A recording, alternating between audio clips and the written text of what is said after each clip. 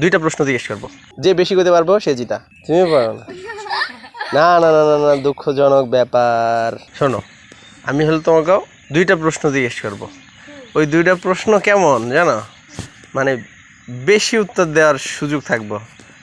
যে বেশি উত্তর দিতে পারবো সে জিতা। হ্যাঁ, যে জিতবো তার আমি একটা ছোট পুরস্কার দিব। প্রশ্নটা হইল, কও পৃথিবীতে জান্নাতি ফল আছে কি কি? যে বেশি করতে পারবে সে জিতা। পারো? জান্নাতি খাবার আছে না পৃথিবীতে, জানো না তোমরা?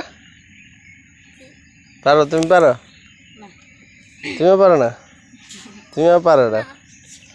তাহলে হারিয়ে গেছো, আমি লাস্টে কই দেবো না। তাহলে এটা বাদ, একটা প্রশ্ন বাদ হয়ে গেল, তোমরা পারো নাই। 2 নাম্বার। হ্যাঁ, মেলা কাটাচ্ছি, তোমার পুরস্কার নেওয়া লাগবে। 2 নাম্বার, জান্নাতের নাম কও, যে বেশি করতে পারবো সে জিতা। জান্নাতের নাম পারো? তুমি পারো না? তুমি পারো না? না না না না না, দুঃখজনক ব্যাপার। তাহলে তোমরা পুরস্কার পাও নাই। আসো, আমি তোমার শিখাই দিই। গাও গাও, ভালো শুনতে হইব না, তাহলে শিখবে কেমনে?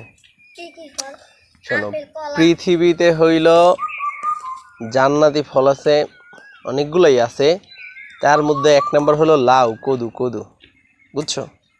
কদু চিনো না? ওটা লাউ বলে, লাউ বলে, লাউ বুঝছো? লাউ হলো জান্নাতি ফল। এখন তুমি কইবা বলে যে লাউ এটা কোনো মজার খাবার হইলো যে জান্নাতি দিব, ওটা জান্নাতি ফল হইলো?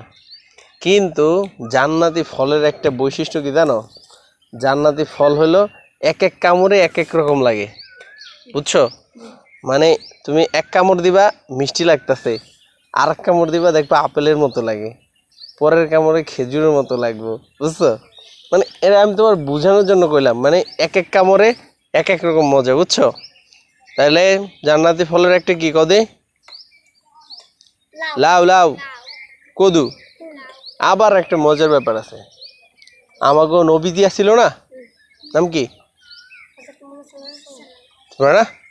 হ্যাঁ, হযরত মুহাম্মদ সাল্লাল্লাহু আলাইহি সাল্লাম, উনিও সবচেয়ে বেশি পছন্দ করতো লাউ, কদু। আর সামনের দিন তোমার সাথে দেখা হইলে আমি জিজ্ঞেস করবো যে নবীজির প্রিয় খাবার আছিল কি। হ্যাঁ, কইতে পারলে ওই দিন পুরস্কার দিবা, ঠিক আছে? তাহলে লাউ গেল। দ্বিতীয় নাম্বার জান্নাতি খাবার হলো পৃথিবীতে আছে দুধ।